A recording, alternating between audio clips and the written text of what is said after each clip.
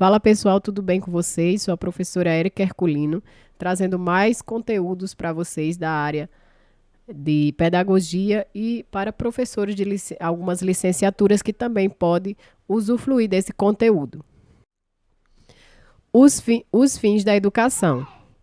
Os fins da educação abrangem o desenvolvimento pleno do educando, o preparo para o exercício da cidadania e a qualificação para o trabalho. A educação visa promover o crescimento individual, garantir uma formação cidadã e preparar para o mercado de trabalho. Desenvolvimento pleno do educando. A educação busca desenvolver as capacidades intelectuais, físicas, emocionais e sociais do indivíduo. Preparar para o exercício da cidadania. A educação visa formar cidadãos conscientes, participativos e capazes de exercer seus direitos e deveres. A educação busca preparar os indivíduos para o mercado de trabalho, seja por meio de formação profissional, seja pela aquisição de habilidades e conhecimentos que os tornem mais competitivos. Um dos fins da educação também é a erradicação do analfabetismo, a universalização do acesso ao ensino, a melhoria da qualidade do ensino, a valorização dos profissionais de educação, a garantia de igualdade de condições para acesso e permanência na escola, a liberdade de aprender, ensinar, pesquisar e divulgar o pensamento, o respeito à liberdade e o apreço à tolerância. A função social da escola. A função social da escola é o desenvolvimento das potencialidades físicas, cognitivas e afetivas do indivíduo, capacitando-o a tornar um cidadão participativo na sociedade em que vivem. A função básica da escola é garantir a aprendizagem de conhecimentos, habilidades e valores necessários à socialização do indivíduo, sendo necessário que a escola propicie o domínio dos conteúdos culturais básicos da leitura, da escrita, da ciência, das artes e das letras. Sem estas aprendizagens, dificilmente o aluno poderá exercer seus direitos de cidadania. A função social da escola ela é muito relativa e complexa, pois há várias formas de pensar a educação. Para 3 grandes sociólogos, as diferenças da forma de pensar a função da escola na construção do aluno. Então, temos para Durkheim, a educação deve formar indivíduos que se adaptem à estrutura social vigente, instituindo os caminhos e normas que cada um deve seguir, tendo sempre como horizonte a instituição e manutenção da ordem social. A educação é um forte instrumento de coesão social e cabe ao Estado ofertá-la e supervisioná-la. Para Karl Marx, a educação deve ser vista como um instrumento de transformação social e não uma educação reprodutora dos valores do capital. Para Marx, há uma necessidade de uma escola politécnica, estabelecendo 3 pontos principais: o ensino geral, que é o estudo da literatura, ciências, letras e etc. Para Max Weber, a educação é um modo pelo qual os homens são preparados para exercer as funções dentro da sociedade. Sendo uma educação racional, a visão de educar está vinculada enquanto a formação integral do homem, uma educação para habilitar o indivíduo para a realização de uma determinada tarefa, para a obtenção de dinheiro dentro de uma sociedade cada vez mais racionalizada e burocrática e estratificada. Função social da escola. Compromisso com a formação do cidadão, com fortalecimento dos valores de solidariedade, compromisso com a transformação dessa sociedade. A Constituição Federal de 1988, artigo 205, a educação, direito de todos e dever do Estado e da família. Será promovida e incentivada com a colaboração da sociedade, visando o pleno desenvolvimento da pessoa, seu preparo para o exercício da cidadania e sua qualificação para o trabalho. A LDB também traz, em seu artigo, que a educação abrange os processos formativos que se desenvolvem na vida familiar, na convivência humana, no trabalho, nas instituições de ensino e pesquisa, nos movimentos sociais e organizações da sociedade civil e nas manifestações culturais. A educação escolar deverá vincular-se ao mundo do trabalho e à prática social. No título 2 dos Princípios e Fins da Educação Nacional, artigo 2º, a educação dever da família e do Estado. inspirada nos princípios de liberdade e nos ideais de solidariedade humana. Tem por finalidade o pleno desenvolvimento do educando, seu preparo para o exercício da cidadania e sua qualificação para o trabalho. Contextos culturais e aprendizagem. A escola é defendida como uma entidade socializadora que deve incorporar as diversas culturas, a fim de que haja um ambiente sociável onde todos possam manifestar seus ideais, sem medo de serem taxados como antiéticos e serem discriminados pela cultura que estes manifestam ou pertencem. Então temos, a cultura consiste de conhecimentos, ferramentas e atitudes historicamente acumulados que permeiam a ecologia proximal da criança, inclusive as práticas culturais dos membros do núcleo familiar e de outros parentes. Ao desempenhar seus papéis, como prover cuidados e subsistência, esses membros inculturados da sociedade estão eles próprios sujeitos a várias influências, vindas de suas ecologia natural e sociedade. A aprendizagem é compreendida como uma modificação relativamente permanente no comportamento e na compreensão consequente às experiências da criança. O desenvolvimento implica mudanças qualitativas na organização funcional do cérebro, do corpo e do comportamento individual da criança, assim como em mudanças concomitantes no relacionamento entre a criança e suas experiências organizadas em termos socioculturais. Desenvolvimento e aprendizagem. Teorias clássicas, o behaviorismo.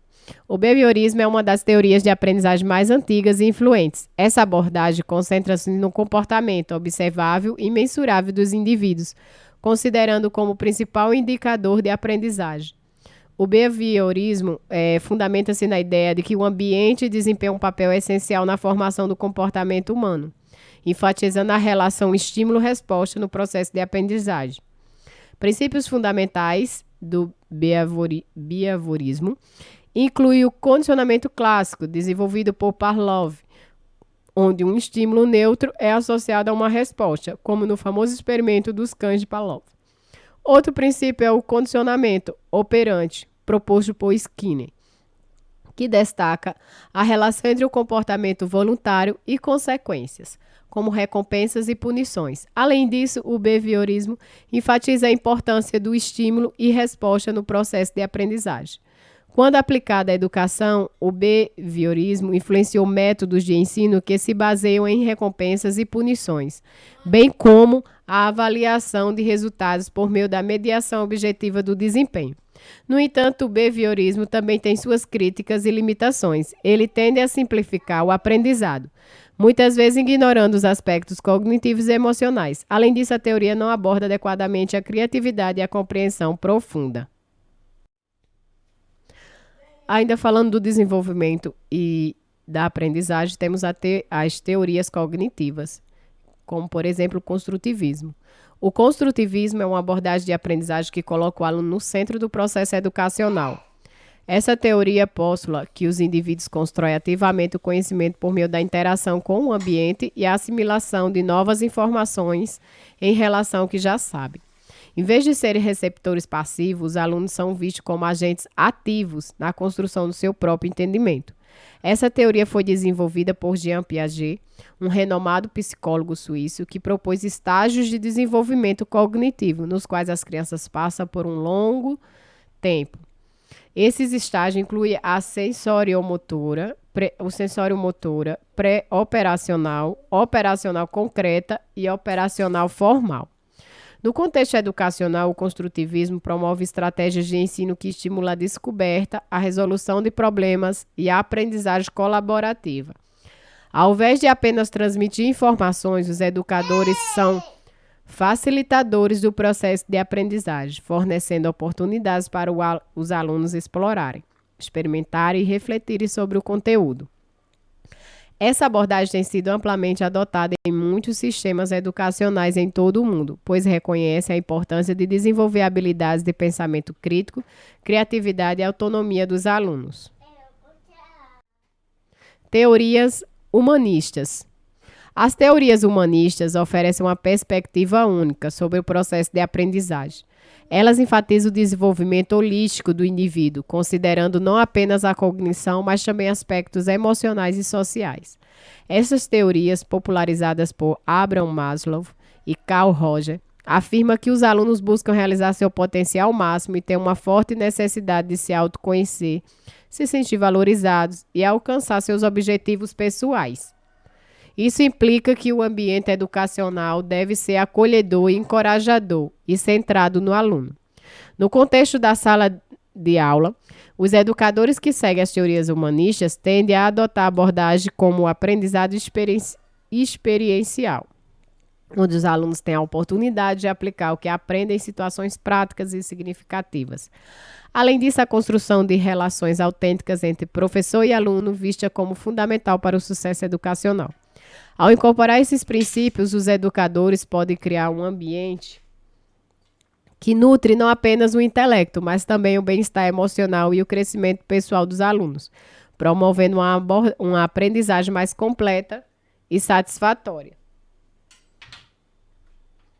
Teorias sociais e culturais.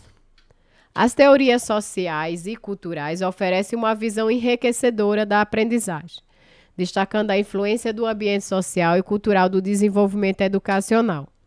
Estas teorias, amplamente defendidas por Levi-Vygotsky e outros teóricos, postulam que a interação com o meio e com os pares desempenha um papel essencial no processo de aprendizagem.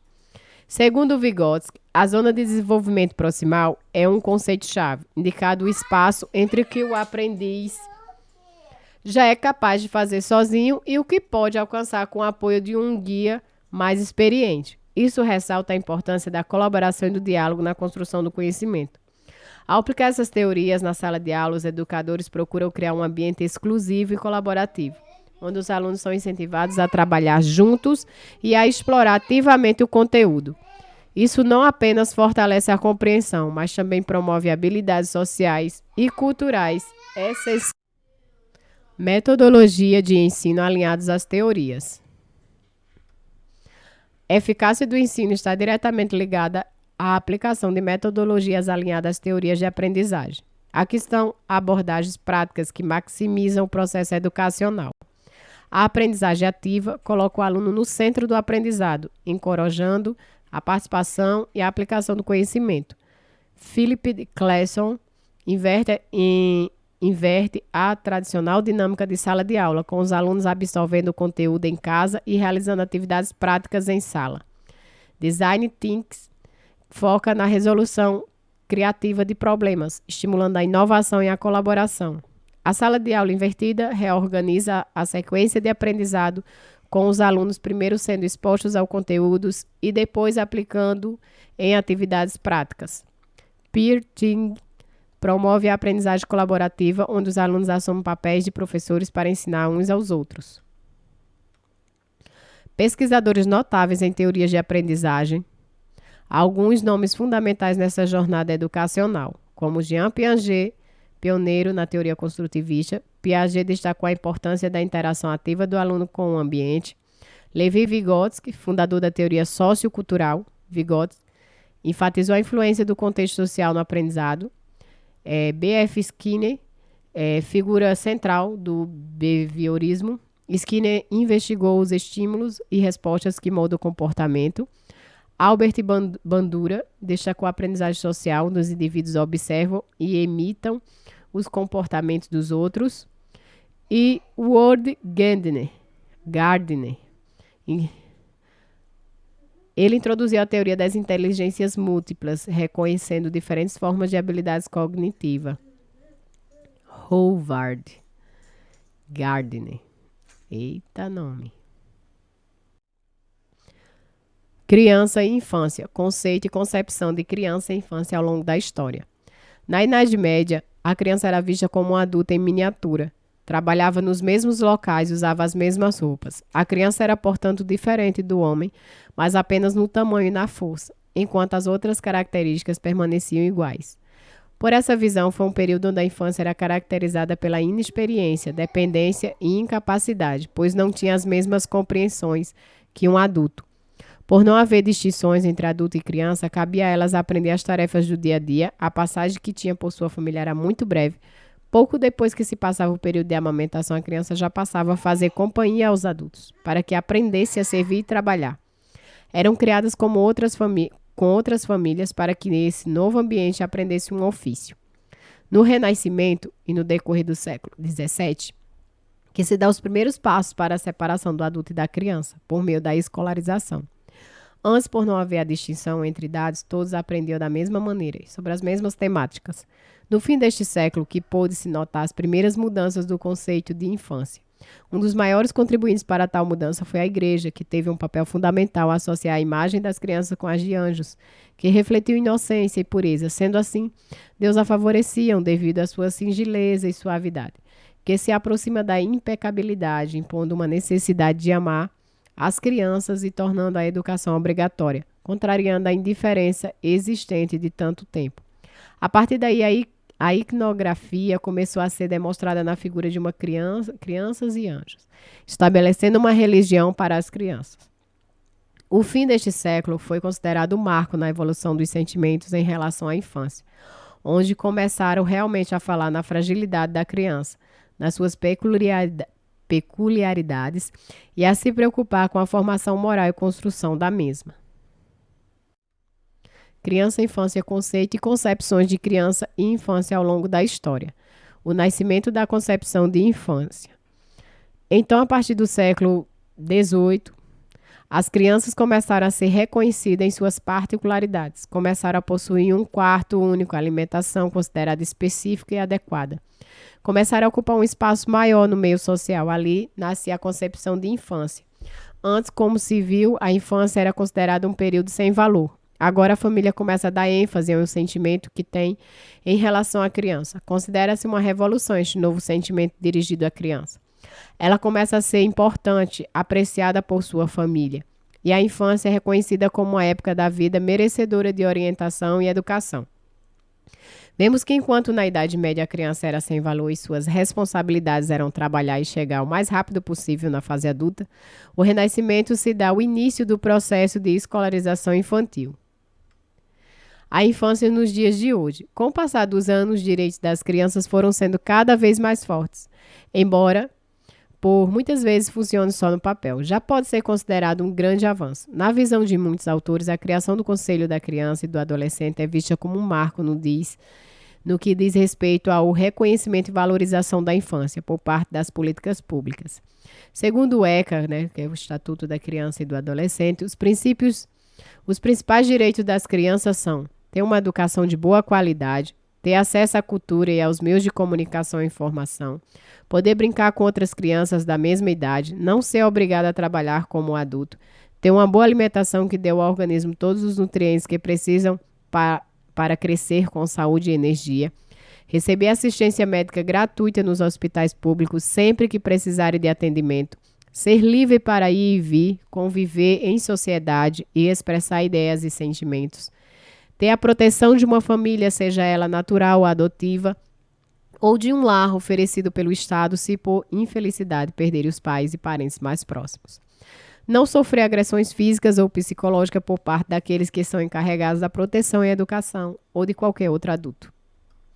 Ser beneficiada por direitos sem nenhuma discriminação por raça, cor, sexo, língua, religião, país de origem, classe social ou riqueza, e toda criança do mundo deve ter seus direitos respeitados. Ter desde o dia em que nasce um nome e uma nacionalidade, ou seja, ser cidadão de um país. Cabe aos pais e educadores lutarem para que tudo isso não fique apenas no papel. Lutar para conquistar os mesmos direitos a todas as crianças, independente de sua classe social. Após uma análise sobre tantos períodos tristes que a infância enfrentou, que possamos fazer uma avaliação sobre os nossos conceitos de infância. A transição da educação infantil para os anos iniciais no ensino fundamental. A transição da educação infantil para os anos iniciais do ensino fundamental é um processo que requer atenção e articulação para garantir uma experiência positiva e contínua para as crianças. É importante que essa transição seja gradual e que a escola e a família trabalhem juntas para apoiar as crianças nesse momento de mudança. A Base Nacional Comum Curricular, BNCC, oferece orientações para apoiar essa transição, respeitando a singularidade de cada criança e as diferentes relações que ela estabelece com o conhecimento. Então, para a BNCC, ela orienta que a transição é gradual, respeitando o tempo e as particularidades de cada criança, além de promover a continuidade dos processos de aprendizagem. Haverá novidades e desafios para a criança. E essa transição pode ser um momento repleto de novidades e desafios para as crianças, que precisam lidar com novos professores, conteúdos mais complexos e mais autonomia nos estudos. A transição como um processo é uma transição onde da educação infantil para os anos iniciais é contínuo, é um processo contínuo, que deve ser acompanhado de perto, tanto pela escola quanto pela a família. É necessário que o sistema escolar esteja atento às situações envolvidas no ingresso da criança no ensino fundamental, seja ela oriunda diretamente da família, seja da pré-escola, a fim de manter os laços sociais e afetivos e as condições de aprendizagem que lhe darão segurança e confiança, continuidade e ampliação, em vez de ruptura e negação do contexto socioafetivo e de aprendizagem anterior. Garante à criança de 6 anos que ingressa no ensino fundamental um ambiente acolhedor para enfrentar os desafios da nova etapa. É necessário assegurar que a transição da educação infantil para o ensino fundamental ocorra da forma mais natural possível, não provocando às crianças rupturas e impactos negativos no seu processo de escolarização. O desenvolvimento infantil e o ingresso na escola na perspectiva histórico-cultural, assim como em outros modelos da psicologia, na abordagem histórico-cultural encontramos esforços para a sistematização das mudanças que ocorrem ao longo do ciclo vital, ou seja, esforços de periodização do desenvolvimento humano. Porém, aqui, os períodos são demarcados por atividades culturalmente situadas e não por características intrínsecas do sujeito, como ocorre em vertentes psicológicas naturalistas.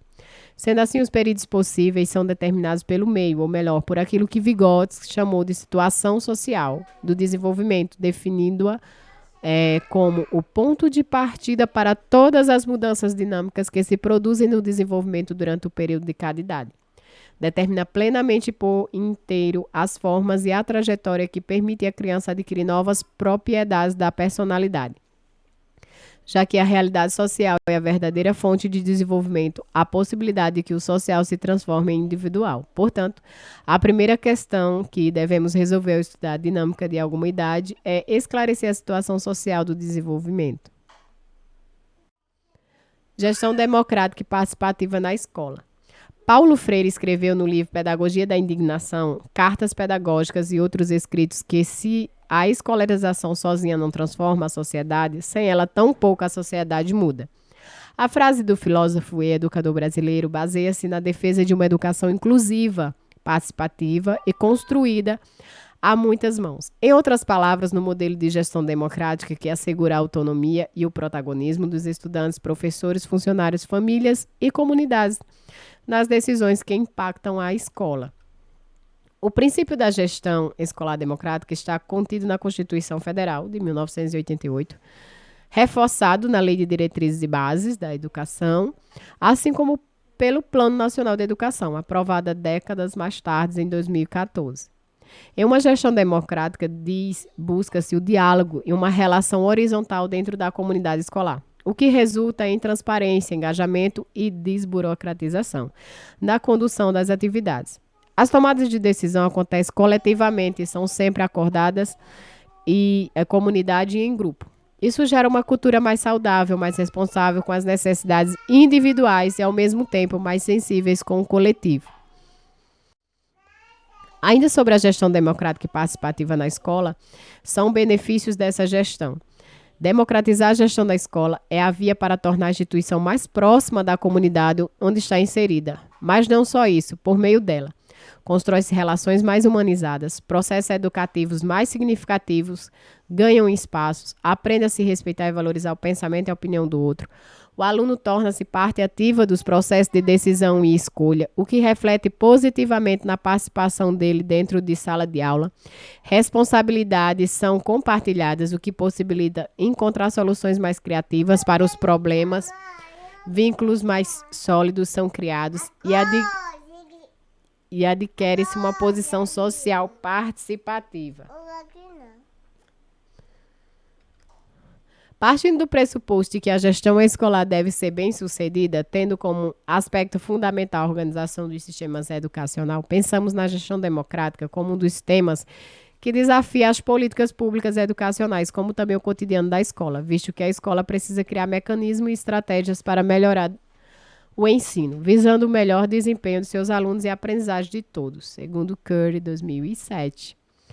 Então, no artigo da LDB, no artigo 14, reforça a participação entre a comunidade escolar e local, bem como a participação efetiva dos docentes da comunidade inserida na elaboração do projeto político-pedagógico, como também dos docentes na elaboração do projeto pedagógico da escola. Os sistemas de ensino definirão as normas da gestão democrática do ensino público na educação básica de acordo com suas peculiaridades, conforme os seguintes princípios: participação dos profissionais da educação na elaboração do projeto pedagógico da escola, participação das comunidades escolar e local em conselhos escolares ou equivalentes. No artigo 14 da Lei de Diretrizes e Bases da Educação, LDB, aborda a importância da unidade executora. Este artigo faz-se um paralelo com o artigo 14, pois ele confirma: os sistemas de ensino assegurarão às unidades escolares públicas de educação básica que os integram progressivos graus de autonomia pedagógica e administrativa e de gestão financeira, observadas as normas gerais do direito financeiro público. Educação das relações étnico-raciais no âmbito da educação básica. A educação das relações étnico-raciais no âmbito da educação básica visa promover a inclusão e a valorização da diversidade cultural e étnica, combatendo o racismo e o preconceito. Isso é feito através da inserção de conteúdos, pensamentos e materiais escolares que promovam a visibilidade e o conhecimento sobre as culturas indígenas e africanas e também sobre a história e cultura afro-brasileira. Então, nós temos na legislação a normativa da Lei 10.639/2003, que tornou obrigatório no ensino da história e cultura afro-brasileira e africana da educação básica, incluindo escolas públicas e privadas. Na Lei 11.645/2008, estabelece a obrigatoriedade do ensino da história e cultura afro-brasileira e indígena em todos os níveis da educação básica. Como implementar na prática? Inclusão de conteúdos e materiais didáticos que abordem a temática, realização de atividades e projetos que promovam experiência entre os alunos, formação continuada dos professores sobre a temática das relações étnico-raciais, implantação de políticas de ação afirmativa para garantir a igualdade de diálogo e a troca de oportunidade para todos os alunos. A educação para as relações étnico-raciais é um processo contínuo, que exige o envolvimento de todos os autores da escola, desde os professores e gestores até os alunos e a comunidade escolar. É através desse trabalho em conjunto que se poderá construir uma sociedade mais justa, igualitária e inclusiva.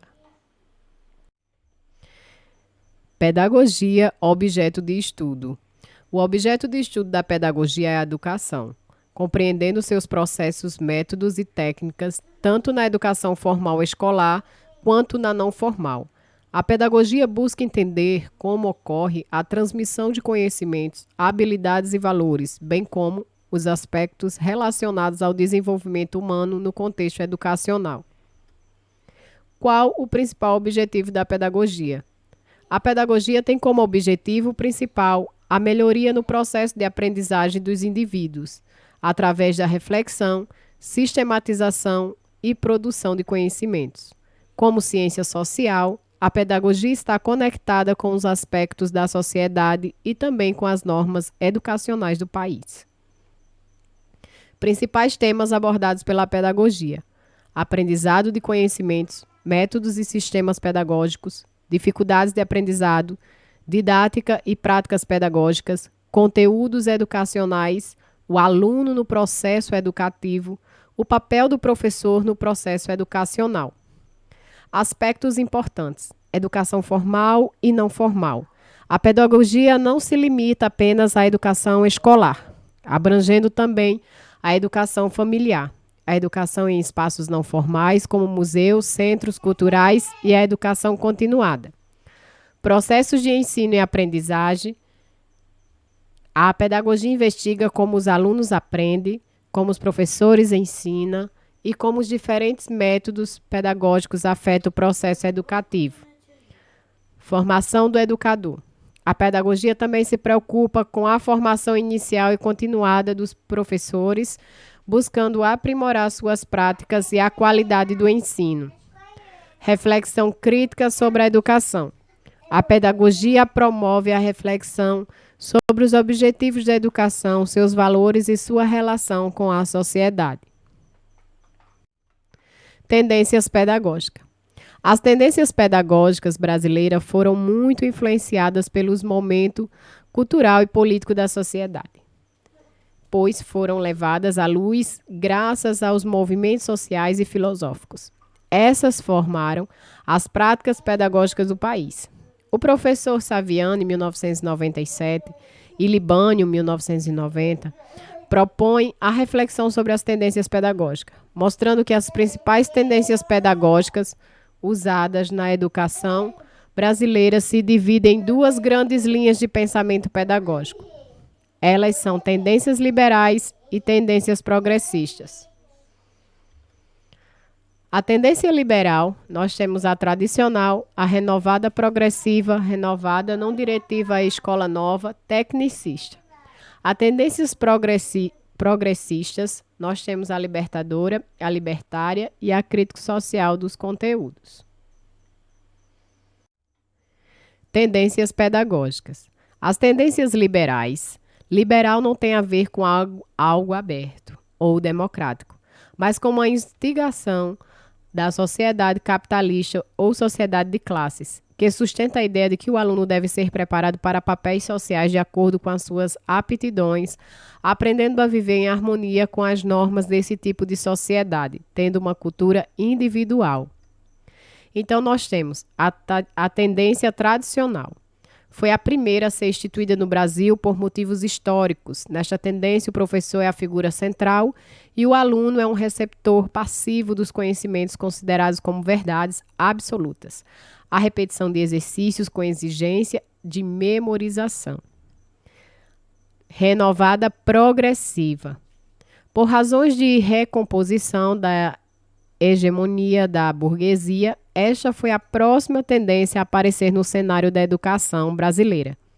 Caracteriza-se por centralizar no aluno, considerando como ser ativo e curioso.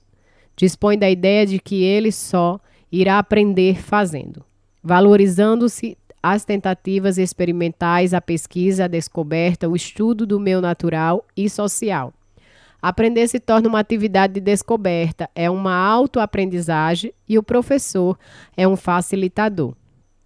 A renovada não diretiva da Escola Nova, Anísio Teixeira, foi o grande pioneiro da Escola Nova no Brasil. É um método centrado no aluno. A escola tem um papel de formadora de atitudes, preocupando-se mais com as partes psicológicas do que com a social ou pedagógica. E para aprender, tem que estar significativamente ligado com suas percepções, modificando-as. E a tecnicista, de Skinner, foi o expoente principal dessa corrente psicológica, também conhecida como behaviorista. Neste método de ensino, o aluno é visto como depositário passivo dos conhecimentos que devem ser acumulados na mente através de associações. O professor é quem deposita os conhecimentos, pois ele é visto como um especialista na aplicação de manuais, sendo uma prática extremamente controlada. Articula-se diretamente com o sistema produtivo, com o objetivo de aperfeiçoar a ordem social vigente, que é o capitalismo, formando mão de obra especializada para o mercado de trabalho. Tendências progressistas. Parte de uma análise crítica das realidades sociais, sustentam implicitamente as finalidades sociopolíticas da educação e é uma tendência que não condiz com as ideias implantadas pelo capitalismo. O desenvolvimento e popularização da análise marxista da sociedade possibilitou o desenvolvimento das tendências progressistas, que se ramificam em três correntes. A libertadora, também conhecida como a pedagogia de Paulo Freire, Essa tendência vincula a educação à luta e organização de classe do oprimido, onde para esse o saber mais importante é a de que ele é oprimido, ou seja, ter uma consciência da realidade em que vive, além da busca pela transformação social, a condição de se libertar através da elaboração da consciência crítica, passo a passo com sua organização de classe. Centraliza-se na discussão de temas sociais e políticos, o professor coordena atividades e atua juntamente com os alunos. A libertária procura a transformação da personalidade num sentido libertário e autogestionário. Parte do pressuposto de que somente o vivido pelo educando é incorporado e utilizado em situações novas. Por isso, o saber sistematizado só terá relevância se for possível seu uso prático. Enfoca a livre expressão, o contexto cultural, a educação estética, os conteúdos, apesar de disponibilizados, não são exigidos pelos alunos e o professor é tido como um conselheiro à disposição do aluno. E a crítico social dos conteúdos, ou histórico-crítica, tendência que apareceu no Brasil nos fins dos anos 70, acentua a prioridade de focar os conteúdos no seu confronto com as realidades sociais. É necessário enfatizar o conhecimento histórico, prepara o aluno para o mundo adulto, com participação organizada e ativa na democratização da sociedade, por meio da aquisição de conteúdos e da socialização. É o mediador entre conteúdos e alunos. O ensino-aprendizagem tem como centro o aluno. Os conhecimentos são construídos pelas experiências pessoal e subjetiva. A palavra didática como ciência. A palavra didática vem da expressão grega didaktike, que pode ser traduzida como a arte ou técnica de ensinar. A didática é a parte da pedagogia que se ocupa dos métodos e técnicas de ensino destinados a colocar em prática as diretrizes da teoria pedagógica.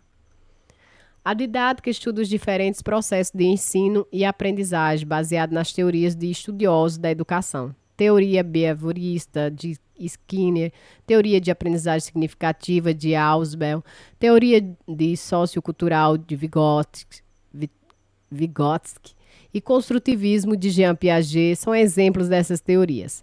Jean-Amos Comenius, conhecido como pai da didática, foi uma peça central na história da educação. Através das suas teorias e métodos pedagógicos aplicados na Suíça, ainda no século XIX, o analfabetismo foi praticamente erradicado nesse país. Ainda hoje, 3 séculos depois, os seus métodos servem como fonte de conhecimento e inspiração na prática educacional. Segundo Libânio, o que é didática? A didática, segundo Libânio, 2012, tem como objeto de estudo o processo de ensino-aprendizagem, tendo em vista a apropriação das experiências humanas e sociais e historicamente desenvolvidas. Para ele, a aprendizagem é distinta em 2 tipos. A aprendizagem causal, quando o aprendizado é espontâneo, surge de forma natural. E a aprendizagem organizada, transmitida pela escola e tem a finalidade específica de aprender determinados conhecimentos e habilidades e normas de convivência social. Pessoal, um conteúdo vai de encontro ao outro também. E na didática também vai estudar as teorias da aprendizagem. Só para lembrar, porque a gente já falou no início desse vídeo, que é a teoria behaviorista, que é também conhecida como a comportamentalista. Essa teoria afirma que a aprendizagem acontece através de estímulos e reforço externo, desenvolvida pelo pesquisador Skinner, que acredita que em sala de aula deve-se incentivar a repetição, pois memorização é igual ao aprendizado. Também a teoria significativa da aprendizagem, também chamada de teoria significativa de Ausubel. Esse pesquisador acredita que sempre deve ser considerado o conhecimento prévio que o aluno possui como ponto de partida para um novo conhecimento e que a aprendizagem é um processo que envolve a interação da nova informação abordada com a estrutura cognitiva do aluno. Outro posicionamento do psicólogo é que o aluno encontre significado no que ele está aprendendo, para que o aprendizado ocorra significativamente. O conteúdo deve ser feito a partir do que o aluno já sabe. A construtivista, que a gente viu, que é um dos grandes idealizadores, é o Jean Piaget. Para ele, as crianças exercem um papel ativo na construção do conhecimento. A palavra construtivismo faz parte da teoria de Piaget e quer dizer que o sujeito e a criança é ativo na construção do conhecimento.